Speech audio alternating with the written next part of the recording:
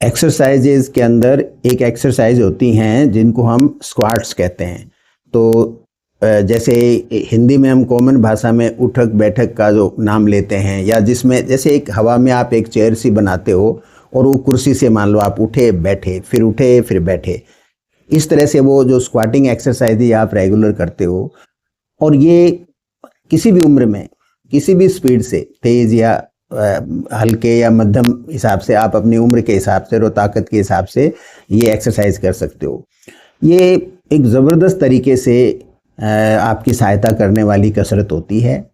और चूंकि ये किसी भी समय की जा सकती है, खाने के पहले कर सकते हो या खाने के 2 घंटे बाद में कर सकते हो, घर के कमरों में कर सकते हो, आप अपने ऑफिस में कर सकते हो, इसलिए बहुत यूज़फुल एक्सरसाइज है। अब इससे आपको बेनिफिट क्या क्या होता है स्क्वाट से? एक तो आपके कैलोरी बर्न होता है, ये अच्छी खासी कैलोरी कंज्यूम करती हैं। और इसके अलावा क्या होता है कि आपकी जो लोअर बॉडी है, आपके हिप्स हैं, आपकी जो थाइज हैं, आपके जो नीचे काफ हैं, ये सारे के सारे एरिया बहुत स्ट्रॉन्ग होते हैं। जब इनको ताकत मिलती है तो नेचुरल आपका पोस्चर अच्छा रहता है, आपकी बॉडी में स्टेबिलिटी अच्छी आती है। आप जब चलते हो तो उसमें आपको एक्स्ट्रा ताकत मिलती है। क्योंकि पैर वगैरह खूब मजबूत होते हैं तो आपके जो गिरने से होने वाले जो चोट होती हैं, उनके लगने के जो चांसेस हैं वो कम होते हैं।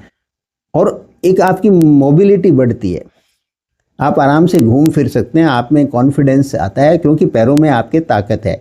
और नेचुरल है, आपका ब्लड फ्लो बढ़ेगा तो आपकी जो लॉन्ग बोन्स हैं, आपकी जो हिप बोन है, आपकी जो थाई बोन है और जो नीचे आपकी जो लेग बोन्स हैं, तो वो सारी की सारी बोन स्ट्रॉन्ग होती हैं। तो बोन स्ट्रॉन्ग होने से आपकी ओवरऑल पोस्चर अच्छा होता है।